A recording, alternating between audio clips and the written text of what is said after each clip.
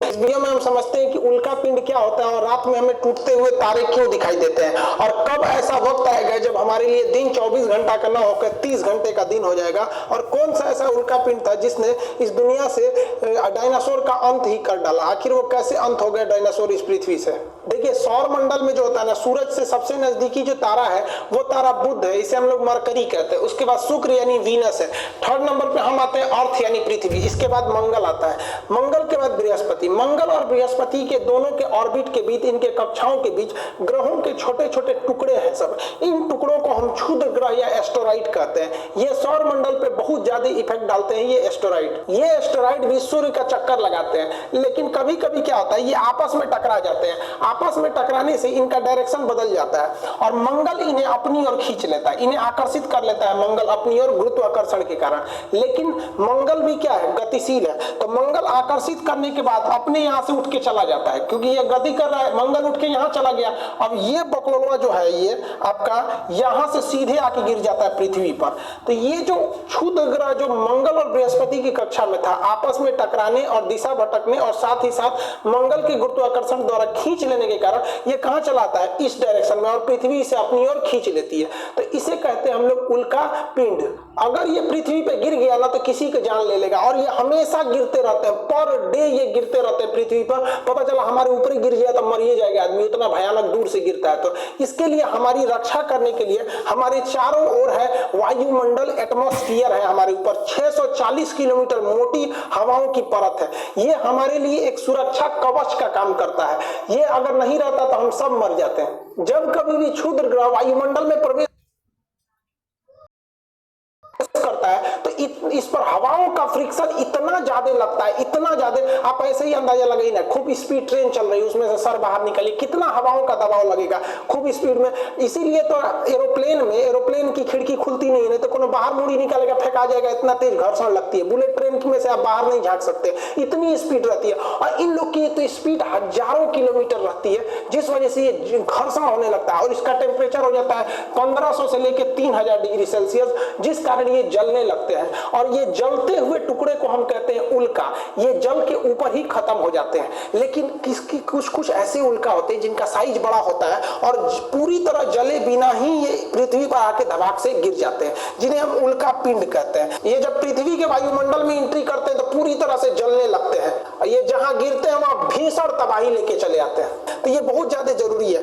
अब जब कभी ये ज्यादा मात्रा में गिरने लगते हैं, बहुत सारे टुकड़े हैं सब बहुत ज्यादा एक साथ एकदम ग्रुप बाई ग्रुप जो जब ये गिरने लगते हैं तो इन्हें हम लोग कहते हैं लाइट शावर।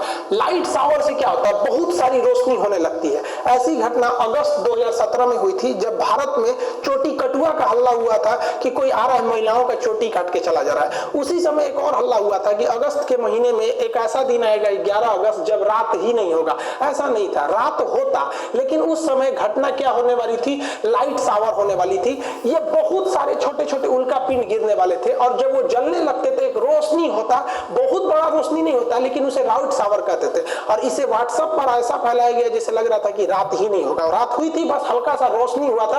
अफ्रीका के साइड में ये घटना देखने को मिली थी। जैसे ये वायुमंडल में प्रवेश करते हैं तो ये जलते हुए दिखाई देते हैं, जिन्हें हम टूटता हुआ तारा कहते हैं। ये देख रहे हैं ना, ऐसे गिरता है यहाँ पे, रात में आप भी देखे होंगे टूटता हुआ तारा, ये उल्का रहता है। इसे शूटिंग स्टार के नाम से जाना जाता है। आप रात के समय इस तरह से शूटिंग स्टार टूटता हुआ तारा देखे होंगे।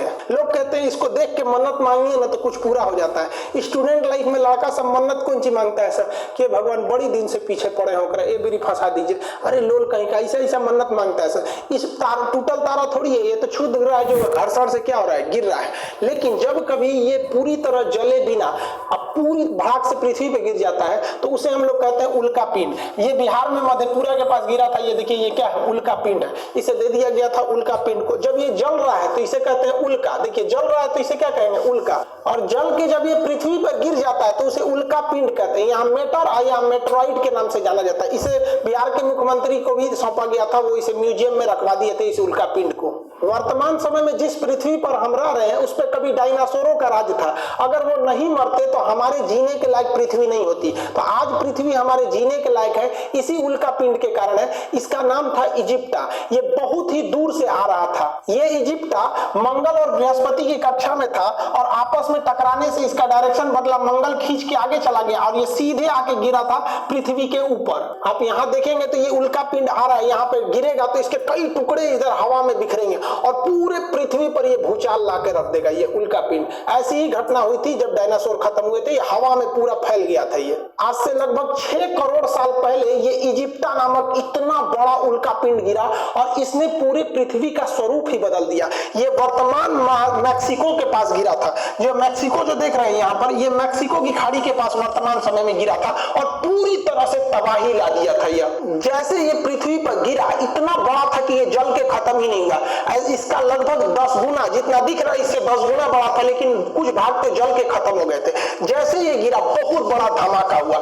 इतना बड़ा धमाका था कि यह धमाका लगभग 20 हाइड्रोजन बम के बराबर था। सोचिए, एटम बम नहीं, हाइड्रोजन बम के बराबर ये धमाका था। और इस धमाके के कारण पृथ्वी का जो ऊपरी परत था वो विस्फोट करके उड़ गया। अब आप बताइए, कोई बिल्डिंग उड़ती है तो उसके तो ईंट पत्थर पूरे स्टोन भी बिखर जाते हैं और इसके पत्थर वगैरह हवा में उड़ गए। और जब ये हवा में उड़े तो जब वापस आए तो वो इतनी स्पीड में आए, उसका टेम्परेचर इतना ज्यादा हो गया था कि जो उड़ने वाले डायनासोर थे उनको तो वो हवा में ही मार दिया। और यहाँ का टेम्परेचर हो गया 200 डिग्री सेल्सियस और इस एरिया के जितने डायनासोर थे, यहाँ के एरिया के, वो सारे डायनासोर मारे गए। लेकिन ये तबाही का केवल एक ट्रेलर था, असली तबाही तो इसके बाद शुरू हुई। इतना भीषण धमाका के बाद लगभग 10 तीव्रता का पृथ्वी पर भूकंप आया दूसरे साइड में, और पृथ्वी के इतिहास में ये अब तक का सबसे भीषण भूकंप था। इतना भयानक भूकंप से पृथ्वी पर चहल पहल, जितनी भी बड़े बड़े जीव जंतु थे ये भूकंप के शिकार हुए और दब के मर गए। और आपको पता है, हम भूकंप चैप्टर भी पढ़ा दिए हैं। भूकंप जब समुद्र के पास आता है तो वो ले लेता है सुनामी का रूप, और ये समुद्र के पास ही आया हुआ था, मैक्सिको की खाड़ी में गिरा हुआ था, जिस वजह से यहाँ भीषण भूकंप के साथ साथ सुनामी भी आ गई। और सुनामी की लहरें जो आई पूरे समुद्र का पानी उठा के ले आके पटक दी और भीषण भूकंप आया। जितने डायनासोर थे सारे के सारे डायनासोर, और पृथ्वी के अंदर का जितने ज्वालामुखी थे वो विस्फोट करके उसमें से जहरीली गैसें निकलने लगी, रेडिएशन निकलने लगा, जिस वजह से जितने जीव जंतु थे उस वक्त के मारे गए थे। सारे के सारे जीव जंतु इन सारी घटनाओं का शिकार होकर मर गए। जो बच गए थे बड़े जीव जंतु वो भूखमरी से मर गए, क्योंकि पृथ्वी पर अब खाने के लिए कुछ बचा ही नहीं था।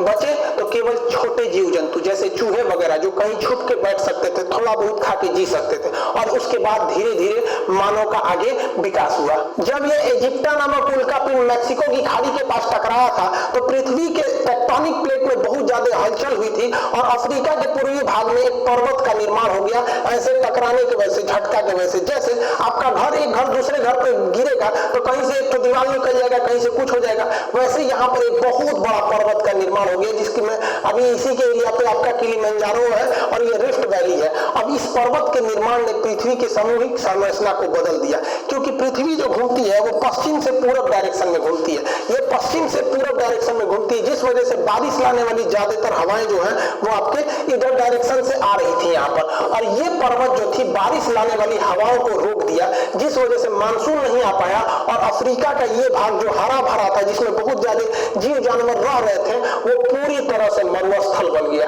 अब ये जगह रहने के लायक नहीं हुआ, धीरे धीरे मरुस्थल हो गया, जिसे आज हम सहारा मरुस्थल के नाम से जानते हैं। और यहाँ बंदरों की बहुत ज्यादा प्रजाति थी। अब वो बंदरों को खाने के लिए जगह नहीं था तो वो बंदर अब जमीन पर उतरने लगे और इधर उधर जाके तलाशने लगे खाने पीने की। ज्यादातर खाने की चीजें जो थी वो कुछ नदियों के किनारे मिल रही थी। यहाँ की सबसे फेमस नदी थी नील नदी, उसी के अगल बगल में बंदरों की प्रजाति थी। लेकिन बंदर कभी सीधे नहीं खड़े हो पा रहे थे, क्योंकि उनका गर्दन जो था वो एकदम साइड में था। देखिए, जिस जानवर का गर्दन एकदम साइड में रहेगा ना, वो जल्दी सीधा खड़ा नहीं हो पाएगा। जैसे यहाँ देखिए, गाय का गर्दन, ये गर्दन है, यहीं पे सर शुरू हो गया है। गर्दन और सर एक सपाट रहेगा ना तो सीधा नहीं खड़ा हो पाएगा, क्योंकि स्पाइनल कॉर्ड को खोपड़ी के बीच से जाना है। कुत्ता का देखिए, गर्दन और सर एक साथ में है। पहले मानव का भी एक ही साथ था। यहाँ देखिए धीरे धीरे मानव का गर्दन धंसने लगा, और जब ये मानव का गर्दन धंसने लगा तो ये मानव सीधा खड़ा होने लगा, क्योंकि गर्दन हमारे बीच में होना चाहिए तभी सीधा खड़ा हो सकते हैं। अगर गर्दन साइड में रहेगा ना तो हम सीधा नहीं खड़ा हो पाएंगे, और जिनका गर्दन बीच में रहता है वही सीधे खड़े हो पाते हैं। इसीलिए हम लोग को तकिया लगाने की जरूरत पड़ती है। तो मानव धीरे धीरे खड़ा होना चालू हो गया, इसीलिए अफ्रीका महाद्वीप को मानव जाति का पालना कहा जाता है। ये क्वेश्चन पूछा हुआ है कि क्रेडल ऑफ द मैनकाइंड, यानी मानव जाति का झूला यानी पालना किसे कहते हैं, तो अफ्रीका को कहते हैं, क्योंकि यहीं से मानव की प्रजाति की शुरुआत हुई थी। बंदर कपी से हम लोग आज जाके हम लोग होमो सेपियन यानी मानव का वर्तमान रूप लिया है। लेकिन अपने टॉपिक पर चलते हैं, उल्का पिंड पर। पूरे पृथ्वी से डायनासोर का सफाया कर दिया था, लेकिन ऐसा नहीं है कि ये उल्का पिंड केवल पृथ्वी पर असर डालते हैं, अन्य ग्रहों पर भी असर डालते हैं। तो इन उल्का पिंड का थोड़ा अन्य ग्रहों पर देखते हैं क्या प्रभाव पड़ता है। देखिए जो क्षुद्र ग्रह थे वो मंगल और बृहस्पति की कक्षा में तो घूम रहे थे, इनके आने का भी दो डायरेक्शन होता है। पृथ्वी के ये घूमने का डायरेक्शन है, पृथ्वी ऐसे घूमती है। अगर ये पृथ्वी के घूमने के डायरेक्शन में आ रहे हैं, यानी जिधर पृथ्वी घूम रही है उसी डायरेक्शन में आ रहे हैं, तो इन्हें मेटियोर यानी उल्का कहा जाता है। अब चूंकि ये पृथ्वी के डायरेक्शन में घूम रहे हैं, हमारे देश के 20 लाख मैनो स्कैवेंजर सीवर लाइन जैसे जहरीले एनवायरमेंट में जाकर उसकी मैनुअली क्लीनिंग करते थे। 2017 से 2021 तक 330 लोगों की मौत हो चुकी है इसी प्रॉब्लम से। हमारा प्रोडक्ट एक सेप्टिक टैंक क्लीनिंग, नदी के बहाव में चलेंगे तो आपका स्पीड ज्यादा रहेगा, इस वजह से स्पीड भयानक रहता है। 72 किलोमीटर प्रति सेकंड की रफ्तार से ये पृथ्वी के वायुमंडल में घुसते हैं और जलने लगते हैं। तो याद रखिएगा उल्का उसी को कहेंगे कि वैसा ही क्षुद्र ग्रह जो पृथ्वी के डायरेक्शन में एंट्री मारा है उसी को ही उल्का कहेंगे, और इसकी स्पीड बहुत तेज होती है। देखिए वैसा क्षुद्र ग्रह जो आया तो है यहीं से, लेकिन ये पृथ्वी के डायरेक्शन के विपरीत दिशा में, देखिए ये ऐसे आ रहा है तो ये दिशा में एंट्री मार रहा है। तो जो पृथ्वी के विपरीत दिशा में एंट्री मारता है उसे हम लोग उल्का नहीं कहते, उसे हम लोग कहते हैं बोलाइट। और बोलाइट का स्पीड कम हो जाता है क्योंकि ये अपोजिट डायरेक्शन से एंट्री मारा है। अब आप वीडियो को रोकिए और आंसर दीजिए कि ज्यादा चमकीला कौन दिखेगा, क्योंकि जैसे एंट्री मारेगा हवाओं के घर्षण से ये जलने लगेगा। ज्यादा चमकीला उल्का दिखेगा कि ज्यादा चमकीला बोलाइट दिखेगा। देखिए यहां समझिए, अगर हम गाल अपना इधर ले जा रहे हैं और इधर से अगर मारे तो कम चोट लगेगा, पता चला गाल इधर ले रहे हैं इधर मार दिए तो ज्यादा चोट लगेगा ना। है इसलिए इसमें घर्षण ज्यादा होता है, ये ज्यादा चमकीला दिखता है। अब आगे समझिए, जब ये पृथ्वी पे गिरता है उल्का तो उसे कहते हैं उल्का पिंड। जब कभी भी उल्का गिरेगा तो इसे कहेंगे उल्का पिंड, मेटेरॉइड कहते हैं। लेकिन जब कभी भी ये बोलाइट पूरी तरह से जले बिना पृथ्वी पे गिर जाएगा तो इसे उल्का पिंड ना कह के इसे टेक्टाइट कहते हैं। इसे क्या कहते हैं? टेक्टाइट। तो ये यहां पर है, जब यह यहां पर है तो क्षुद्र ग्रह कहलाएगा। जब ये हवा में है और पृथ्वी के डायरेक्शन में है तो घूमने के डायरेक्शन में तो उल्का, और इधर में डायरेक्शन उल्टा है तो बोलाइट कहलाएगा। लेकिन अगर उल्का गिरा तो उल्का पिंड और बोलाइट गिरा तो टेक्टाइट कहलाएगा। लेकिन ये जहां गिरेगा, चाहे उस डायरेक्शन में गिरे चाहे इस डायरेक्शन में गिरे, वहां एक इतने बड़ा का भोंका कर देगा, गढ़ा कर देगा। तो गढ़ा को हम लोग क्या कहते हैं? क्रेटर। तो गढ़ा which is made by the asteroid on the earth is known as the crater. तो ऐसा गढ़ा जो किसके द्वारा बना है? एस्टेरॉइड द्वारा बना है, उसे क्या कहते हैं? क्रेटर। अब वो चाहे इस डायरेक्शन से उल्का से बने चाहे वो बोलाइट से बने, वो क्या कहलाएगा? क्रेटर कहलाएगा। ये अंतर समझिएगा, जब आप मेंस पेपर लिखिएगा तो पूरा आंसर देना पड़ेगा। ऐसा नहीं कि केवल उल्का लिख के आ जाइएगा, सोचिएगा कि नंबर पूरा मिलेगा हमको। अब ये बोलाइट टेक्टाइट तो अंतर समझ में आ गया ना। उल्का गिरा तो उल्का पिंड, बोलाइट गिरा तो टेक्टाइट। उल्का का स्पीड ज्यादा क्योंकि सेम डायरेक्शन में लेकिन चमक कम, बोलाइट का स्पीड कम क्योंकि अपोजिट डायरेक्शन में लेकिन चमक ज्यादा। ये दोनों गिरेंगे तो गड्ढा करेंगे, ऐसे गड्ढे को हम क्या कहते हैं? क्रेटर कहते हैं। और ऐसे क्रेटर में जब पानी भर जाता है तो झील बन जाता है, तो ऐसे झील को हम क्रेटर झील कहते हैं। जैसे देखिए ये जो एक गड्ढा है तो ये गड्ढा है तो ये क्या कहलाएगा? क्रेटर। लेकिन ये भी गड्ढा ही है और ये उल्का पिंड के गिरने से ही बना है, लेकिन इसमें पानी भर गया इसलिए इसे हम कहेंगे जाएंगे झील। भारत में ऐसा ही एक क्रेटर झील एमएच यानी महाराष्ट्र में है जिसका नाम है लोनार झील। ये बहुत बड़ा झील है, इतना बड़ा है कि देखिए ना यहाँ शहर बसा हुआ है, इतना में शहर है इतना में झील है। बहुत बड़ा झील का निर्माण किया है ये लोनार झील। अभी ये मई के महीने में लोनार झील का पानी सफेद लाल हो गया था प्रदूषण की वजह से, क्लाइमेट चेंज की वजह से। उस पर वीडियो बनाए हुए थे। ये अमेरिका का एक एरिजोना राज्य है। तो एरिजोना में एक बहुत बड़ा क्रेटर है लेकिन उसमें पानी नहीं है तो इसे केवल क्रेटर कहेंगे। इसमें पानी भर गया तो क्रेटर झील कहेंगे। यहाँ देख रहे हैं दुगो सीबीएसई बोर्ड वाला घूमने गया है सब यहाँ पे एरिजोना में। सब सीबीएसई वाला है, बहुत घूमता है सीबीएसई वाला। अब किसी ना किसी चीज का तो साइड इफेक्ट पड़ता है। तो इस क्रेटर ये जो उल्का पिंड गिर रहा है यानी ये मेटर और मेट्रॉइड गिर रहे हैं, इनका इफेक्ट क्या पड़ता है? तो इनके कई सारे इफेक्ट पड़ते हैं। सबसे पहले तो ये रेड रेन करने लगते हैं। जब ये पृथ्वी के वायुमंडल में प्रवेश करते हैं तो ये जलने लगते हैं, जिस वजह से इनका राख रहता है और ये रेड कलर के रहते हैं। मंगल के पास से आ रहते हैं तो ये रेड कलर के रहते हैं, जिस वजह से जब ये पृथ्वी पर धीरे धीरे आते हैं तो उसे लाल वर्षा कहते हैं, रेड रेन कहते हैं। आप कंफ्यूजन मत हो जाइएगा। एक होता है आपका एसिड रेन। एसिड रेन कब कहते हैं कि जब प्रदूषण ज्यादा हो और धूल कण ज्यादा हो जाता है तो हवा में वो धूल कण मिल जाते हैं। जब बारिश होता है तो वो धूल कण साथ में आने लगते हैं। तो वर्षा का जल जो होता है 7 pH का ना होकर उस प्रदूषण के कारण 5 या 5.5 pH का हो जाता है। तो इसे कहते हैं एसिड रेन। समझ में कि नहीं कहते? तो अब वर्षा का जल शुद्ध नहीं रह गया, अब अशुद्ध जल यानी डिस्टिल वाटर शुद्ध रह गया क्योंकि हवा में इतनी गंदगी है। तो गंदगी के कारण हवा का जो pH मान घट जाता है, जिस वजह से वो एसिड लगने लगता है हल्का सा, तो उसे क्या कहते हैं? एसिड रेन कहते हैं। जबकि इटली में एक बारिश होती है जिसे हम लोग ब्लड रेन कहते हैं, रक्त वर्षा। देखिए इटली यहाँ सहारा मरुस्थल है, सहारा मरुस्थल से हवाएं चलती है ना तो उसमें बालू की मात्रा आ जाती है और जब ये भूमध्य सागर को पार करके इटली में बरसती है तो बारिश में से बालू भी बरसता है, तो दूर से लगता है लाल रंग का खून बरस रहा है, इसलिए उसे रेड रेन कहते हैं।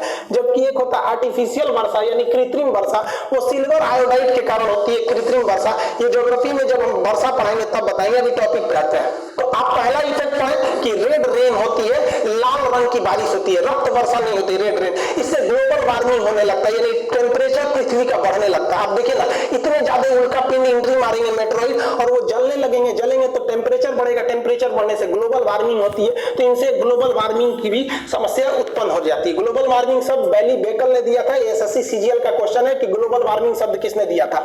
अगला, ये जब पृथ्वी पर एंट्री मारते हैं तो जलने के बाद इनका राख पृथ्वी पर रह जाता है और अगर ये नहीं जले, उल्का पिंड बन के पृथ्वी पर धमाक से गिर गए तो भी पृथ्वी का मास जो है वो द्रव्यमान बढ़ जाता है। और पृथ्वी का मास बढ़ रहा है और किसी चीज का जब मास बढ़ता है तो उसकी ग्रेविटेशन पावर बढ़ने लगती है। तो पृथ्वी का गुरुत्वाकर्षण पहले की तुलना में अब ज्यादा बढ़ रहा है क्योंकि उसकी मास बढ़ रहा है। किसके वजह से? उल्का पिंड के वजह से। और अगला इफेक्ट क्या पड़ता है? अगर कोई चीज घूम रही है, जैसे हम ऐसे ऐसे घूम रहे हैं तो घूर्णन कर रहे हैं, तो हमारे ऊपर बोझा लाद दीजिएगा ना, 4-5 किलो का सामान लाद दीजिएगा तो हमारी स्पीड घट जाती है। तो ये एक्स्ट्रा बोझ ही तो है जो पृथ्वी पर आके गिर रहा है, जिस वजह से पृथ्वी की जो घूमने की रफ्तार है वो घटते जा रही है। क्या हो रही है? घट रही है। तो आज से लगभग 900 मिलियन पहले पृथ्वी बहुत तेज घूमती थी तो 18 घंटे का ही दिन होता था। अभी थोड़ा लुसुर लुसुर घूम रही है तो लुसुर लुसुर घूमने से दिन अभी 24 घंटा का हो गया है। हम तो चाहते हैं कि इतना न धीमा घूमे पृथ्वी कि दिन 30 घंटे का हो जाए, लेकिन 900 मिलियन के बाद ये दिन 30 घंटे का होगा। 30 घंटे का हो जाता तो कितना बढ़िया रहता। 6 घंटा में काम कर लेते, बाकी 24 घंटा में अपना एप्लीकेशन पे पढ़ाओ, यूट्यूब पे पढ़ाओ, कहीं पे पढ़ाओ। समझे? दिन छोटा हो जाता है। तो आने वाले 900 मिलियन साल बाद पृथ्वी पर इतना उल्का पिंड गिरेगा कि एकदम ये लुसरा हो जाएगी। लुसुर लुसुर समझते हैं, लेजी, और इतना धीमा हो जाएगा कि 30 घंटे का क्या होगा? एक दिन होगा। जल्दी हो इसका काम। आपको पता है कि पृथ्वी झुकी हुई है तो इसका अगला इफेक्ट ना इसके झुकाव पे पड़ता है। कोई चीज झुका है और ला दिए ऐसे, और ला दिए ऐसे ऐसे तो और झुक जाएगा। तो आज से लगभग मतलब कई 41 या 42 हजार साल पहले पृथ्वी महज 21 डिग्री पर झुकी हुई थी, लेकिन ये उल्का पिंड धबाक धबाक धबाक गिर गिर के इसको 23.5 डिग्री पर झुका दी है। और एक्यूरेट में अब जो पृथ्वी है वो 23.5 नहीं बल्कि 24 डिग्री के करीब पहुंच चुकी है। इसका सक रहा है। तो अब दोबारा अगर गणना होगा ना, जिस तरह से हिमालय 8848 से माउंट एवरेस्ट की ऊंचाई 8850 हो गया ना, वैसे अब पृथ्वी लगभग 24 डिग्री पर इंक्लाइन कर रही है इसी उल्का पिंडों के वजह से। और लास्ट तो आपको पता ही है कि इस पे क्या होता है? क्रेटर बन जाते हैं, गड्ढा बन जाता है। जहां गिरेगा वहां क्या हो जाता है? गड्ढे का निर्माण कर देते हैं। अब आगे समझते हैं। देखिए ऐसा नहीं है कि उल्का पिंड का असर केवल यहां पड़ेगा, कुछ उल्का पिंड तो मंगल पर भी गिरते हैं तो वहां कोई रहता ही नहीं, कौन देखने जा रहा है, तो कंफर्म मंगल पर भी गड्ढे होंगे सब। इसके अलावा ऐसा भी तो हो सकता है कि ये टकराने से ये क्षुद्र ग्रह का डायरेक्शन बदले और मंगल आगे चला जाए, पृथ्वी भी आगे चला जाए, तो ये जाके कहां गिरेगा,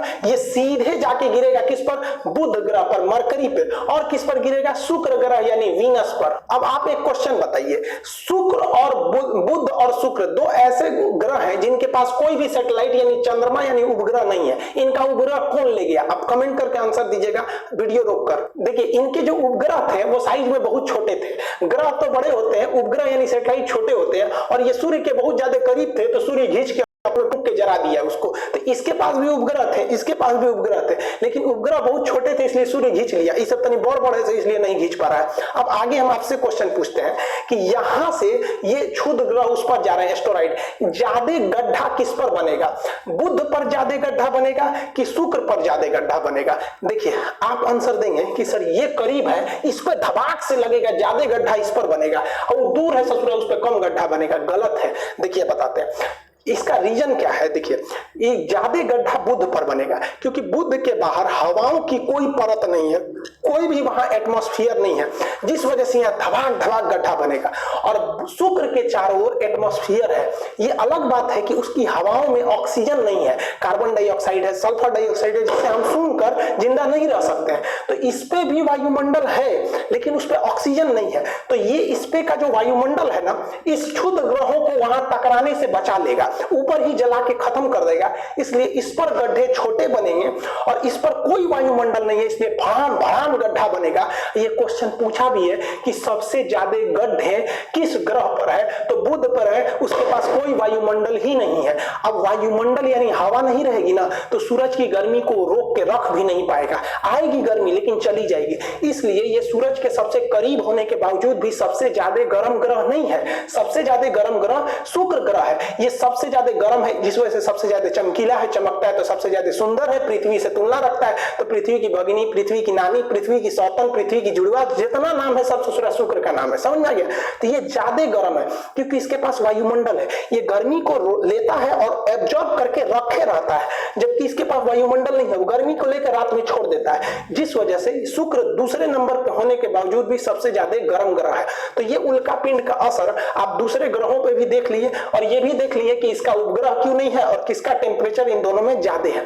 अब बात करते हैं हम चंद्रमा की कि भैया कहीं चांदे पे धमाक धमाक गिर जाएगा तो चांद का क्या होगा। देखिए दुर्भाग्यवश ये चांद पर भी गिरते हैं और बहुत ज्यादा मात्रा में गिरते हैं क्योंकि मंगलवा खींच के भाग जाता है और उसके बाद आता है पृथ्वी, धमाक से गिर जाता है। और बेचारे हमारे चंद्रमा जी, इस चंद्रमा पर तो वायुमंडल भी नहीं है, हवाएं भी नहीं है, धमाक धमाक गिरता है चंद्रमा पर। तो चंद्रमा पर क्रेटर बहुत ज्यादा बना है, इतना ना गढ़ा गुढ़ी चंद्रमा पे बना है ना कि देखेंगे तो केवल गढ़ा है। तो इन गढ़ों को क्या कहा जाता है, क्रेटर कहा जाता है। तो इसमें बहुत ज्यादा मात्रा में क्रेटर बने, इन क्रेटर में सूर्य का प्रकाश ज्यादा अंदर नहीं जाता। आप ही बताइए ना, कहीं गड्ढा खोद दीजिएगा तो उसमें रोशनी थोड़ी ना जाएगा, ज्यादा गड्ढा में ज्यादा रोशनी नहीं जाता है, थोड़ा ही रोशनी जा पाता है। तो चंद्रमा की सतह जो है ना पूरी तरह से गड्ढा है, इसीलिए हमारा जो चंद्रयान गया था या फिर ज्यादातर जो भी चंद्रमा पे उतारे जाते हैं यान, उस सूर्य ज्यादातर गड्ढे में गिर जाते हैं सर और वो अपने संपर्क को खो देते हैं सब। तो चंद्रमा की सतह अगर आपसे कोई कह दे तो बराबर नहीं है, वो कैसा है, गड्ढा कढ़ाई है। और इन गड्ढों में चंद्रमा पे सूर्य का प्रकाश नहीं जा पाता है, जिस वजह से ये गड्ढे जो होते हैं वो धुंधला दिखता है। तो चांद जो है ना वो धुंधला दिखता है। तो लोग कहते हैं चांद में दाग है, कोई अलग अलग कहानियां सुनाता है, अलग अलग राज्यों में अलग अलग कहानियां प्रचलित है कि चांद पर दाग आया क्यों था। भैया चांद पे कोई दाग नहीं है, चांद पर गड्ढा है। जिस तरह से महिलाओं के या पुरुषों के यहाँ पिंपल्स निकल जाते हैं ना, किसी किसी का की तरह हो जाता है तो वो भी दाग की तरह हो जाता है, वैसे ही चंद्रमा पर भी है, यहाँ कोई दाग वगैरह नहीं है। उस गड्ढे में प्रकाश न जाने की वजह से थोड़ा सा धुंधला दिखता है। इंग्लिश में इसे क्या कहते हैं, मून कहते हैं, और हिंदी में चंद्रमा। उर्दू में क्या कहते हैं, इसे महताब कहा जाता है। कहते हैं ना कि मेरी निगाह ने ये कैसा ख्वाब देखा है, जमी पे चलता हुआ माहताब देखा है। समझ आ गया कि नहीं? और यूट्यूब है, इस पे थोड़ा सा शायरी कम होना चाहिए, हमको लगा एप्लीकेशन है। चंद्रमा का बहुत महत्व है। सोच रहा बचपन में मम्मी क्या कहती है कि चंदा मामा, बचपन में क्या कहती है? चंदा मामा। और वही लड़कवा जब बड़ा हो जाता है ना तो मम्मी कहती है चांद सी दुल्हन लाएंगे। अरे ससुरा तूने, इसका मतलब तू मामा को दुल्हन बना रही है? अरे अरे भाले, तो ये कहने के लिए चंदा मामा दूर के पुआ पकाए खीर के। अभी तो हाल ही में करवा चौथ बीता है। करवा चौथ में पत्नी अपने पति को चलनी में देखती है, फिर चांद को देखती है, और गर्लफ्रेंड अपने बॉयफ्रेंड को छन्नी में देखती है, क्योंकि उसका पावर कम है। तो फिर ये सामान भी छोटा होना चाहिए ये वाला। आई होप आप इसको समझ गए होंगे। चंद्रमा की जो फेजेज होती हैं, कलाएं, कि चंद्रमा कभी आधा दिखता है, कभी पूरा दिखता है, कभी पूरा फुल वोल्टेज में दिखता है, ये सब चीजें ये तो हम एप्लीकेशन में आपको पढ़ाई दी है। आपको एप्लीकेशन में हम चंद्रमा के प्रकार भी बता दिए थे कि न्यू मून क्या है, फुल मून क्या है, सुपर मून क्या है, और ब्लू मून तक पढ़ा दिए थे। अब आपको एप्लीकेशन पे बचा हुआ था रेड मून पढ़ाना। अब ये रेड मून आपको एप्लीकेशन पे मंडे के दिन में पढ़ा देंगे। दो सूचना सुनिए। देखिए, ज्योग्राफी का एडमिशन क्लोज कर दिया गया था, लेकिन बहुत सारे लड़के छूट गए थे, और क्लास लेते समय एप्लीकेशन पे सब यही कहता है सर एडमिशन दीपावली आ रही है तो इसके अवसर पर हम ये ज्योग्राफी का एडमिशन ओपन कर रहे हैं। आप उसमें जाके मिनिमम फी में geography, topography, astronomy, geology total चीज कर सकते हैं, पूरा पोर्शन उस